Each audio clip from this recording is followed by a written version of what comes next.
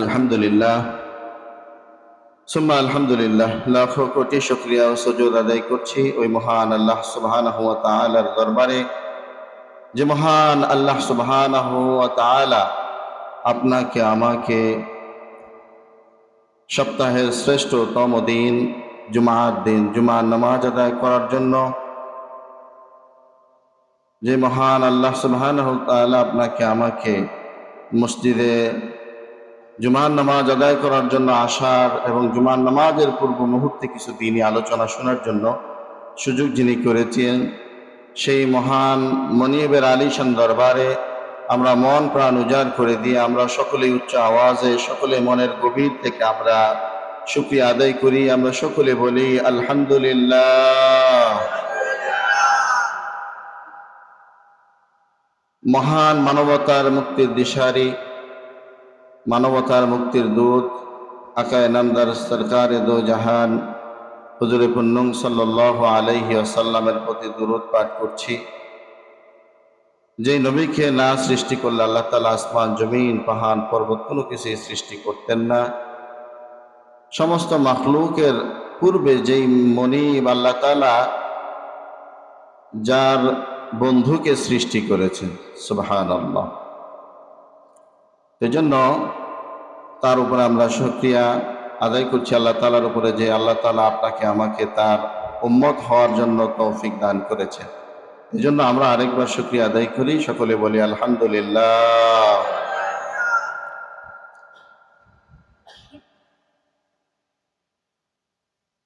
হাদিসের ভিতরে এসছে যে আল্লাহ তাআলার কোনো আমল নাই, কিন্তু আল্লাহ তাআলা একটা আমল করে।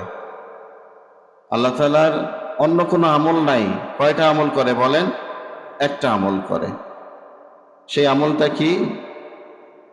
তার বন্ধু, তার হাবিব হুজুরে পুন্নুং সাল্লাল্লাহু আলাইহি ওয়াসাল্লামের প্রতি স্বয়ং আল্লাহ তাআলা নিজে দুরূদ পাঠ করেন। সুবহানাল্লাহ। প্রমাণ কি? এই কথার দলিল কোথায় পাই? এই কথার দলিল আল্লাহ তাআলা কোরআনুল কারীমের মধ্যে দিয়ে দিয়েছেন। জোরে বলেন সুবহানাল্লাহ। আল্লাহ তাআলা পবিত্র কোরআনুল কারীমের মধ্যে বলেন, ইন্নাল্লাহা ওয়া মালাইকাতাহু ইউসাল্লুনা আলান নবী। জোরে বলেন আল্লাহু আকবার। আল্লাহ তাআলা কোরআনুল কারীমের এই আয়াতের মধ্যে আল্লাহ তাআলা বলেন, ইন্নাল্লাহা নিশ্চয় নিশ্চয় আমি আল্লাহ, ওয়া মালাইকাতাহু এবং আমার যত ফেরেশতা কুল আছে সমস্ত ফেরেশতারা, ইউসাল্লুন দুরূদ পাঠ করি, আলান নবী আমার নবী মুহাম্মদুর রাসূলুল্লাহ সাল্লাল্লাহু আলাইহি ওয়াসাল্লামের উপরে। জোরে বলেন সুবহানাল্লাহ। তাহলে আল্লাহ তাআলা নিজেই সাক্ষী দিচ্ছেন কোরআনুল কারীমের মধ্যে,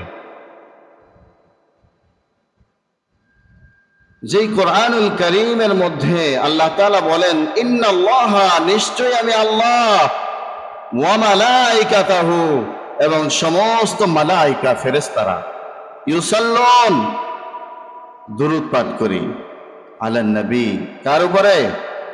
আমার নবী মুহাম্মদুর রাসূলুল্লাহ সাল্লাল্লাহু আলাইহি ওয়াসাল্লামের উপরে। তাহলে আল্লাহ তাআলা যে কোরআনুল কারীমের মধ্যে এই কথা বলছেন, তাহলে আল্লাহ তাআলা দুরূদ পড়েন কার উপরে বলেন তো? নবীর উপরে দুরূদ পাঠ করেন। কোন নবীর উপরে? জনাবে মুহাম্মদুর রাসূলুল্লাহ সাল্লাল্লাহু আলাইহি ওয়াসাল্লামের উপরে।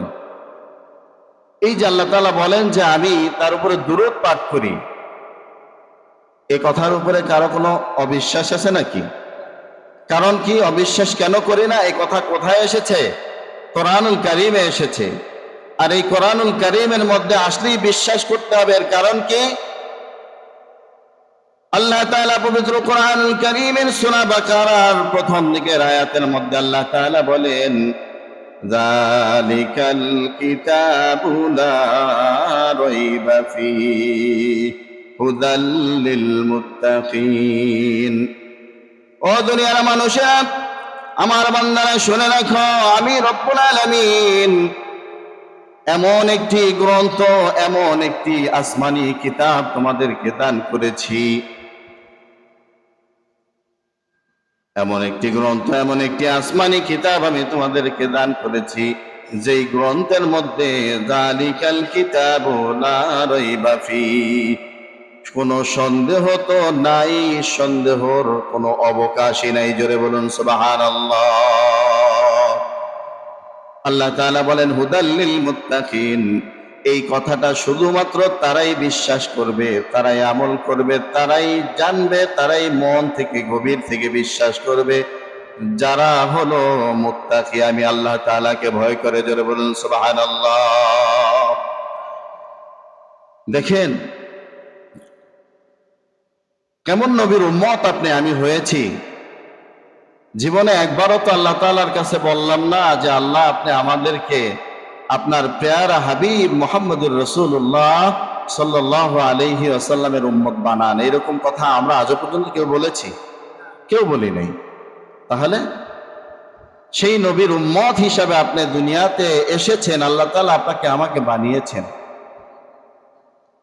আমি যেই নবীর উম্মত হওয়ার কারণে আল্লাহ তাআলা আপনাকে আমাকে ধন্য হিসেবে ঘোষণা করেছেন। আমি ধন্য হয়ে গিয়েছি। যেই নবী জান্নাতে যাওয়ার আগে অন্য কোনো নবী জান্নাতে যাইতে পারবে না, যেই নবীর উম্মতেরা জান্নাতে প্রবেশ করার আগে অন্য কোনো নবীর উম্মতেরা জান্নাতে প্রবেশ করতে পারবে না। জোরে বলুন সুবহানাল্লাহ।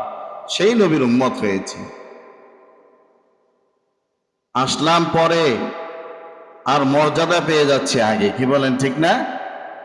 দেখেন অনেক সময় কোনো ব্যক্তি দায়িত্বশীল যদি এখানে কিছু বন্টন করে, তাহলে তিনি যদি কোনো কিছু বন্টন করা অবস্থায় সবাই সিরিয়ালে আগে এসে বসে আছে, সবাইকে দিচ্ছে, এমন সময় মনে করেন সাপোজ ওনার খুব পরিচিত একজন লোক আসলো, আসার পরে উনি কি করে বলেন তো, যে তোমার আর সিরিয়ালে দাঁড়ানোর দরকার নাই, তুমি এদিকে আসো। কি বলেন, বলে কি না? এদিকে আসো। কেন বলে? তার মহাব্বতের মানুষ, তার প্রিয় মানুষ, এই জন্য তাকে ওই লাইনে দাঁড়াইতে দেয় না।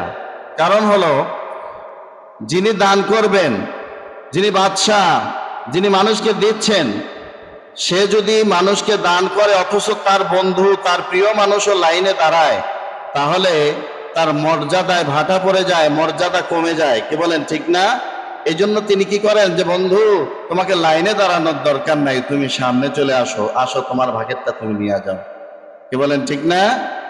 তো এই জন্য আল্লাহ তাআলাও বলবেন যে আমার হাবিব, আমার বন্ধু, আপনার উম্মতরা অন্য উম্মতের পিছনে জান্নাতে যাবে, এটা তো আমি আল্লাহ তাআলা বরদাস্ত করতে পারি না।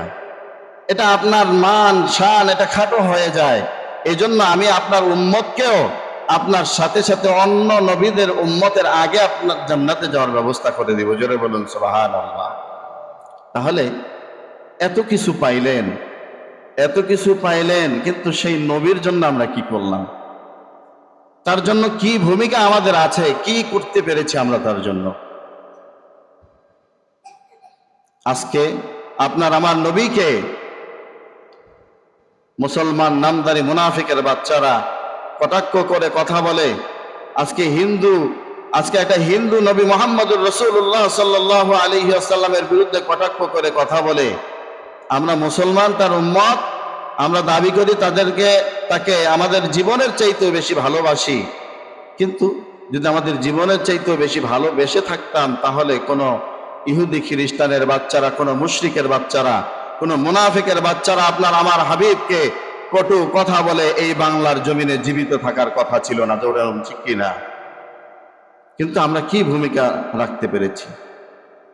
আসলেই তো আল্লাহ রাসূল সাল্লাল্লাহু আলাইহি ওয়াসাল্লামকে জীবনের সবচেয়ে বেশি ভালোবাসতে হবে। আল্লাহ নবী জনাবে মুহাম্মদুর রাসূলুল্লাহ সাল্লাল্লাহু আলাইহি ওয়াসাল্লাম বলেন, আমার সাহাবীরা তোমরা আমাকে কিরকম ভালোবাসো, কেমন ভালোবাসো? সাহাবীরা বলল, ইয়া রাসূলুল্লাহ, ইয়া হাবিবাল্লাহ। কেউ উত্তর দিল, আমার সন্তানদের চাইতে বেশি আপনাকে ভালোবাসি। কেউ বলল, ইয়া রাসূলুল্লাহ, ইয়া হাবিবাল্লাহ, আমার যত সম্পদ আছে, আমার সমস্ত সম্পদের চাইতে আপনাকে বেশি ভালোবাসি। আল্লাহ রাসূল সাল্লাল্লাহু আলাইহি ওয়াসাল্লামের এক একজন সাহাবী এক এক রকম উত্তর দিলেন। আল্লাহ হাবিব হুজুরে পুন্নম সাল্লাল্লাহু আলাইহি ওয়াসাল্লাম বলেন, ও আমার সাহাবীরা, হবে না, হবে না, যতক্ষণ পর্যন্ত তোমাদের জীবনের চাইতে আমি মুহাম্মদুর রাসূলুল্লাহ সাল্লাল্লাহু আলাইহি ওয়াসাল্লামকে বেশি ভালোবাসতে না পারবা, ততক্ষণ পর্যন্ত তোমরা খাঁটি উম্মত হতে পারবা না। জোরে বলুন নাউজুবিল্লাহ। তাহলে আমরা দাবি করি একরকম, আর বাস্তবতা হলো আরেক রকম। যদি এই দাবির সাথে বাস্তবতা, আল্লাহ রাসূল সাল্লাল্লাহু আলাইহি ওয়াসাল্লামের উম্মত দাবি করার পরেও রাসূলুল্লাহ সাল্লাল্লাহু আলাইহি ওয়াসাল্লামকে নিয়ে কেউ কটাক্ষ করে পার পেয়ে যেতে পারে বলেন? তাহলে আমরা এই ওয়াদা করতে পারি যে ইনশাআল্লাহ যে আল্লাহর হাবিবকে নিয়ে যদি কেউ কটাক্ষ করে, অন্তত পক্ষে দেশের আইনের উপরে শ্রদ্ধা রেখে দু চারটা জুতা বাড়ি করে তারপরে প্রশাসনের হাতে আমরা ধরিয়ে দিতে পারবো, পারবো না ইনশাআল্লাহ? এতটুকু কাজ তো করতে পারবেন নাকি? এই কাজটা করলো আপনাকে পুলিশ গ্রেফতার করে জেলখানায় নিয়ে যাইবো নাকি? যেতেও পারে, কারণ আমরা বাঙালি জাতি, আমাদের কপাল খুব খারাপ। সত্য কথা বলতে গেলে তো আমাদের অবস্থা খারাপ হয়ে যায়। আজকে যারা সত্য কথা বলে, ভালো মানুষ, আজকে তারা জেলখানার ভিতরে বন্দী। আজকে যারা অসভ্য, লম্পট, ইতর, আজকে দেখেন না ওই যে টিকটক করে মামুন, লায়লা, এরা কি নাটক শুরু করেছে। দীর্ঘ 3 বছর বিবাহ শাদী ব্যতীত তারা ঘর সংসার করেছে। তাদের ব্যাপারে এদেশের প্রশাসনের কোনো ভূমিকা নাই, এদেশের সরকারের কোনো ভূমিকা নাই। অথচ একজন ব্যক্তি যদি, একজন আলেম তার স্ত্রী, বিবাহিত স্ত্রীকে নিয়ে রিসোর্টে গেলে সেটাও দোষ হয়ে যায়, তাকে জেলখানার ভিতরে নিয়ে বন্দি করে। কি বলেন, ঠিক না? এটা আমাদের কপাল মন্দ, এটা আমাদের কর্মের ফল ভাই। এটা আমরা কপালে বেছে নিয়েছি, এটা এই জন্য আমাদের এই অবস্থা হচ্ছে। এই জন্য আমরা এতটুকু করতে পারবো তো, রাসূলুল্লাহ সাল্লাল্লাহু আলাইহি ওয়াসাল্লামের ব্যাপারে কেউ কটাক্ষ করলে আমরা এটার প্রতিবাদ করবো তো ইনশাআল্লাহ। আল্লাহ তাআলা আমাদেরকে তৌফিক দান করুন, সকলে বলে আমিন। তো যে কথা বলতেছিলাম, আল্লাহ তাআলা স্বয়ং তার হাবিবের উপরে দুরূদ পাঠ করেন। এই দুরূদের অনেক ফজিলত ভাই, অনেক ফজিলত। আল্লাহ রাব্বুল আলামিনের হাবিব জনাবে মুহাম্মদুর রাসূলুল্লাহ সাল্লাল্লাহু আলাইহি ওয়াসাল্লাম বলেন, আমার কোন উম্মত যখন আমার উপরে একবার দুরূদ পাঠ করে, ওই দুরূদের প্রত্যেকটা বাক্যের উপরে আল্লাহ তাআলা এক একজন করে ফেরেশতা সৃষ্টি করেন। জোরে বলুন সুবহানাল্লাহ। এই ফেরেশতা কেমন হবে? আল্লাহর হাবিব জনাবে মুহাম্মদুর রাসূলুল্লাহ সাল্লাল্লাহু আলাইহি ওয়াসাল্লাম বলেন, ফেরেশতার একটা ডানা হবে পৃথিবীর পূর্ব প্রান্তে, আর একটা ডানা হবে পৃথিবীর পশ্চিম প্রান্তে। এই ফেরেশতার মাথা থাকবে আসমানে, পা থাকবে জমিনে। জোরে বলুন সুবহানাল্লাহ। এই একবার দুরূদ পাঠ করার কারণে, একবার দুরূদ পাঠ করলেন, একজন ফেরেশতা আল্লাহ তাআলা তৈরি করবে। এই ফেরেশতা কিয়ামত পর্যন্ত ওই ব্যক্তির জন্য আল্লাহ রাব্বুল আলামিনের কাছে রহমতের দোয়া করবে। জোরে বলুন সুবহানাল্লাহ।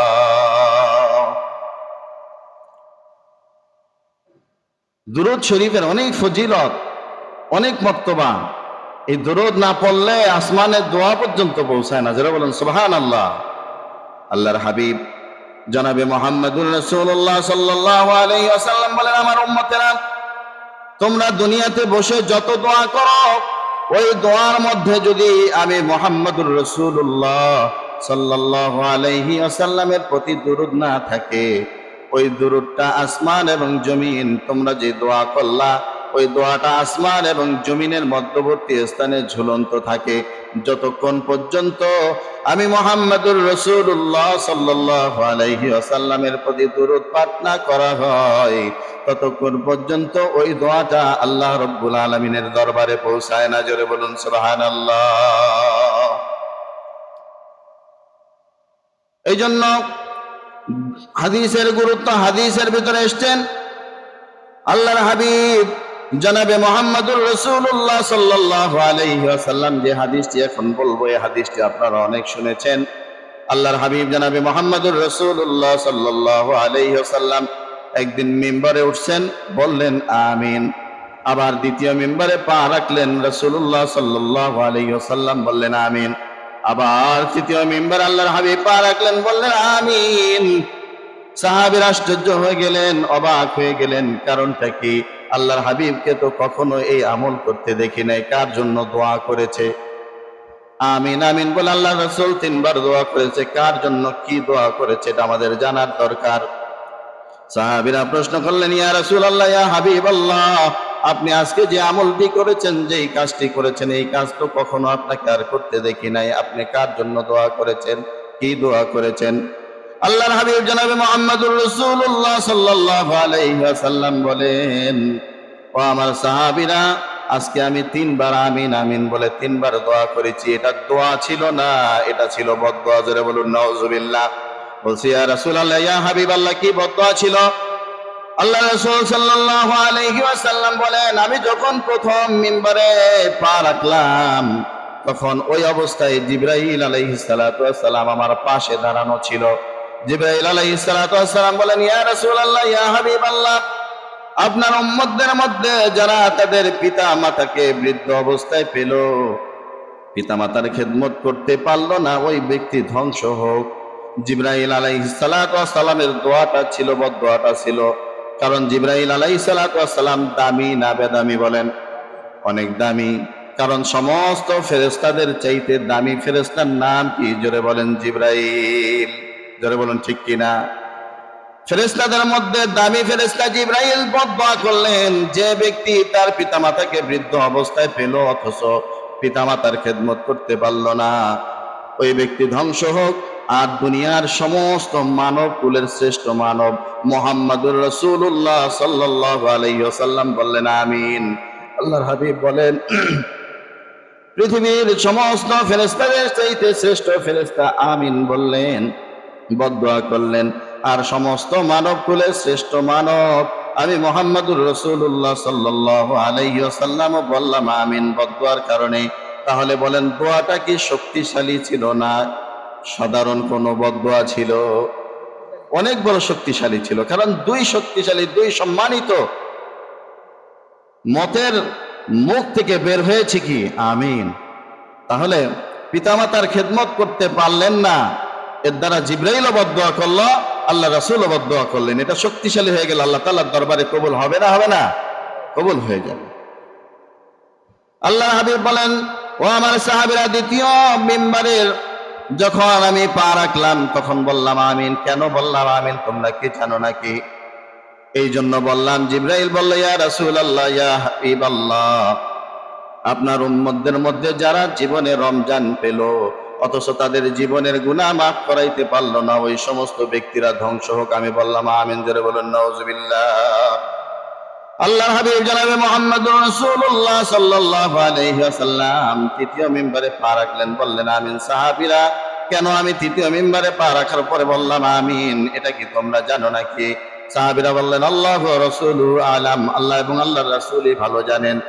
আল্লাহর হাবিব জনাবে মুহাম্মদুর রাসূলুল্লাহ সাল্লাল্লাহু আলাইহি ওয়াসাল্লাম বলেন, আমার সাহাবীরা শুনে রাখো, যখন আমি তৃতীয় মিম্বারে পা রাখলাম, জিবরাইল আলাইহিস সালাতু ওয়াস সালাম বললেন, ইয়া রাসূলুল্লাহ, ইয়া হাবিবাল্লাহ, আপনার উম্মতদের মধ্যে যারা আপনার উম্মত দাবি করে অথচ আপনার উপরে দুরূদ পাঠ করলো না, ওই ব্যক্তিরা ধ্বংস হোক। আমি বললাম আমিন। জোরে বলুন নাউজুবিল্লাহ। তাহলে দুরূদ পাঠ করার দরকার আছে না নাই? এই দুরূদের ফজিলত আছে না নাই? কেমন ফজিলত? অনেক অনেক অসংখ্য ফজিলতের কথা হাদিসের ভিতরে এই দুরূদ সম্পর্কে বর্ণনা এসেছে। কেমন দুরূদ, কেমন নবীর উপরে দুরূদ পড়বেন? কারণ আল্লাহ তাআলা তো অন্য কোনো আমল করেন না, আল্লাহ তাআলা একটা আমলই করেন, তার হাবিবের প্রতি দুরূদ পাঠ করেন। জোরে বলুন সুবহানাল্লাহ। ইন্নাল্লাহা, নিশ্চয় আমি আল্লাহ, ওয়া মালাইকাতুহু, এবং সমস্ত ফেরেশতারা, ইউসাল্লুনা আলান নবী, আমার নবীর উপরে দুরূদ পাঠ করে। আবার বলেন সুবহানাল্লাহ। দুরূদের ফজিলতের মধ্যে আসছে হাদিসের ভিতরে আল্লাহর হাবিব সাল্লাল্লাহু আলাইহি ওয়াসাল্লাম বলেন, আমার উম্মতদের মধ্যে আমার কোন উম্মত যদি প্রতি শুক্রবারের সকাল বেলা ফজরের নামাজের পরে 100 বার, কতবার? জোরে বলেন। ফজরের নামাজের পরে 100 বার আল্লাহ রাব্বুল আলামিন এই কথা বলেন, আল্লাহ রাব্বুল আলামিন যদি আমার কোন উম্মত যখন আমার উপরে 100 বার দুরূদ পাঠ করবে, আল্লাহ তাআলা আমার ওই উম্মতের 80 বছরের গুনাহ মাফ করে দিবেন। জোরে বলুন সুবহানাল্লাহ। তাহলে আমলটা আমরা শুক্রবারে করতে পারবো না ইনশাআল্লাহ? দেখেন এই দুরূদের ফজিলত সম্পর্কে অনেক হাদিস এসেছে। এই জন্য দুরূদের পড়ার কারণে আল্লাহ তাআলা কি করেন, মান মর্যাদা বৃদ্ধি করে দেন। আল্লাহ রাসূল সাল্লাল্লাহু আলাইহি ওয়াসাল্লামের একজন সাহাবী প্রশ্ন করলেন, ইয়া রাসূলুল্লাহ, ইয়া হাবিবাল্লাহ, আপনার উপরে দুরূদ পাঠ করলে এত সওয়াব, এত ফায়দা, এত ফজিলত, তাহলে আমি দিনের বেলা নামাজ পড়ি, রোজা রাখি, তারপর অন্যান্য নেকের কাজ করি, তাহলে ইয়া রাসূলুল্লাহ আমি একটা কাজ করি, আমার দিনের আমলগুলোকে আমি 4টা ভাগ করি, 4টা ভাগ করে একটা ভাগ আমি আপনার উপরে দুরূদ পাঠ করি, আর 3টা ভাগ অন্যান্য আমল করি। আল্লাহ রাসূল সাল্লাল্লাহু আলাইহি ওয়াসাল্লাম বলেন, যদি এটা করো ভালো, তবে এর চাইতে আরো বেশি করতে পারলে আরো ভালো। যারা বলেন সুবহানাল্লাহ।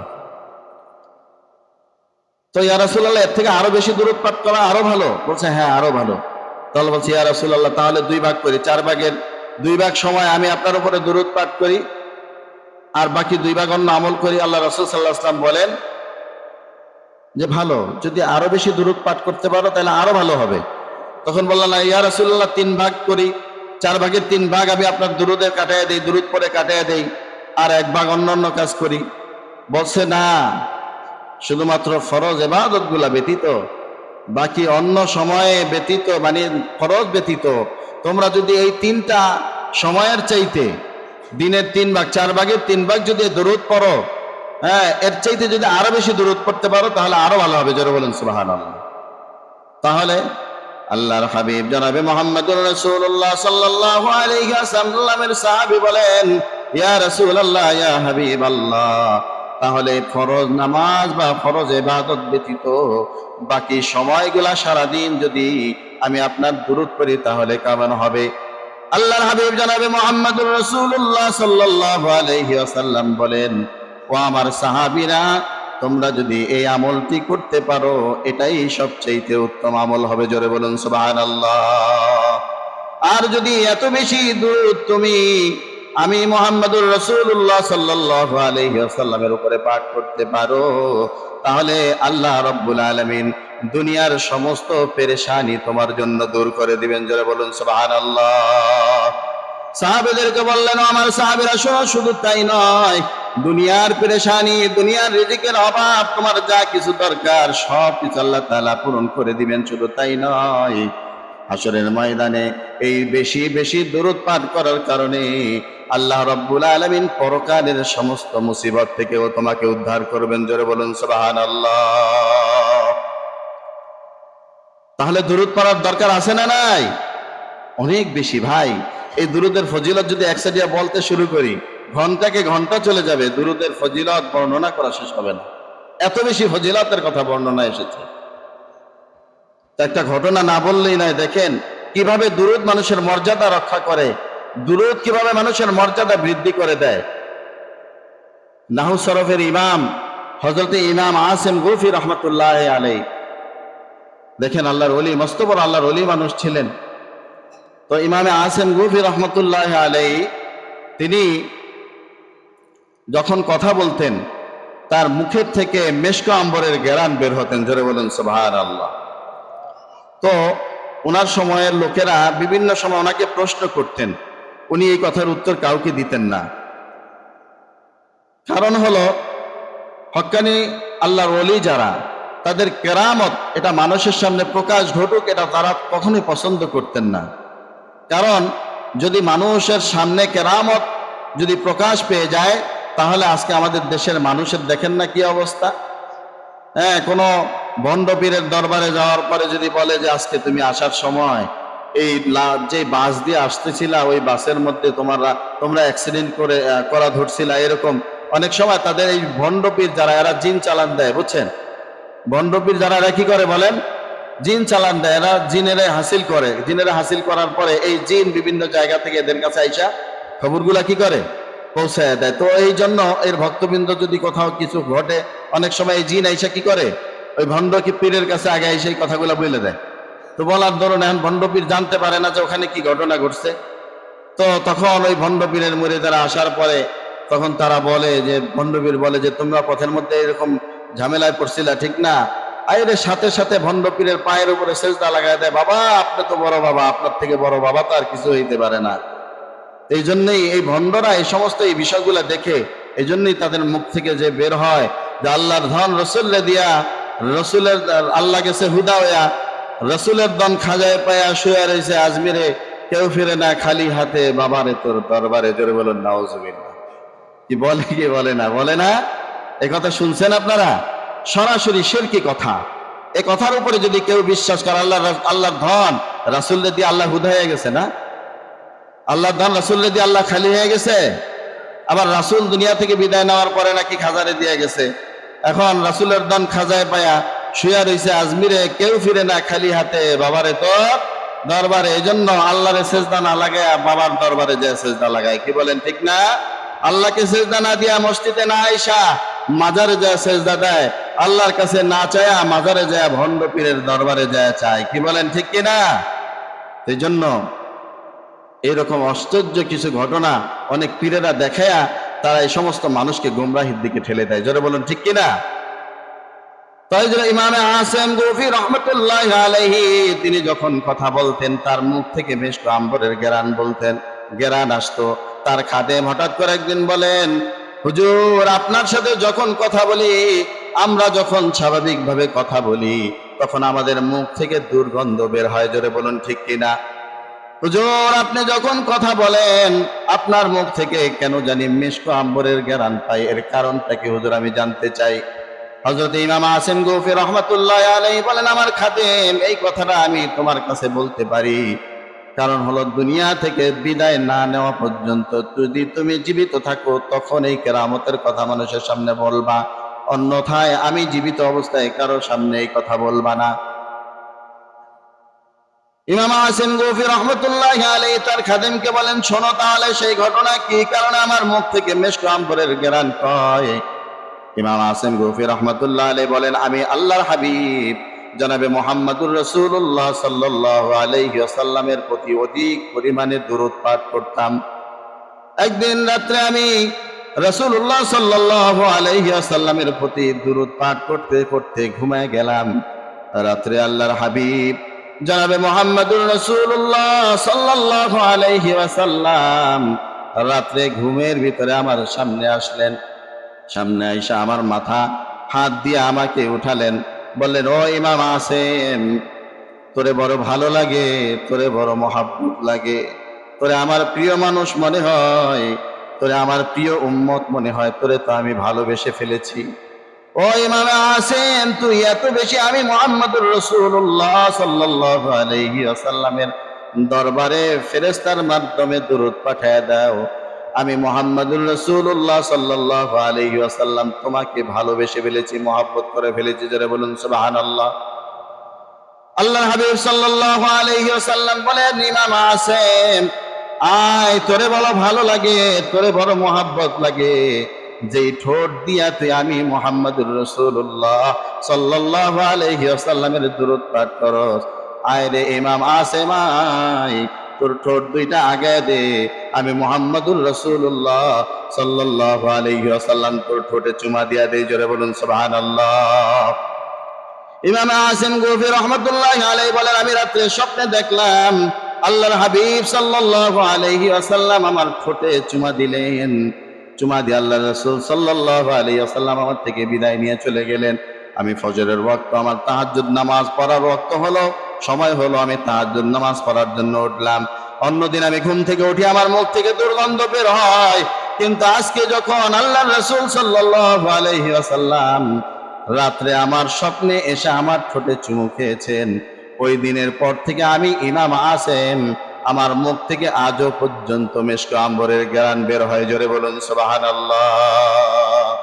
এই জন্য আল্লাহর হাবিব সাল্লাল্লাহু আলাইহি ওয়াসাল্লাম বলেন, আমার উম্মতেরা যখন পেরেশানিতে পড়ে যাও, যখন বিপদে পড়ে যাও, যখন কোনো ছিনতাইকারীর কবলে পড়ে যাও, যখন প্রচন্ড মাথায় রাগ উঠে যায়, সাথে সাথে আমি মুহাম্মদুর রাসূলুল্লাহ সাল্লাল্লাহু আলাইহি ওয়াসাল্লামের প্রতি দুরূদ পাঠ করো, আল্লাহ রাব্বুল আলামিন সমস্ত পেরেশানি থেকে তোমাকে হেফাজত করবেন। জোরে বলুন সুবহানাল্লাহ। তাহলে দুরূদের আমল করার দরকার আছে না নাই? তাহলে দুরূদের আমল করবো তো ইনশাআল্লাহ আমরা।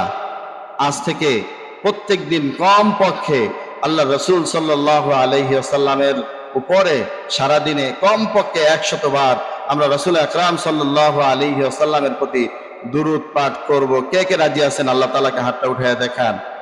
আল্লাহ তাআলা আমাদের সকলকে রসুল আকরাম সাল্লাল্লাহু আলাইহি ওয়াসাল্লামের প্রতি বেশি বেশি দুরূদ পাঠ করে রসুলের শ্রেষ্ঠ উম্মত প্রিয় মানুষ হওয়ার তৌফিক দান করুন। সকলে বলে আমিন। ওয়া আখির দাওয়ানা আনিল হামদুলিল্লাহি রাব্বিল আলামিন।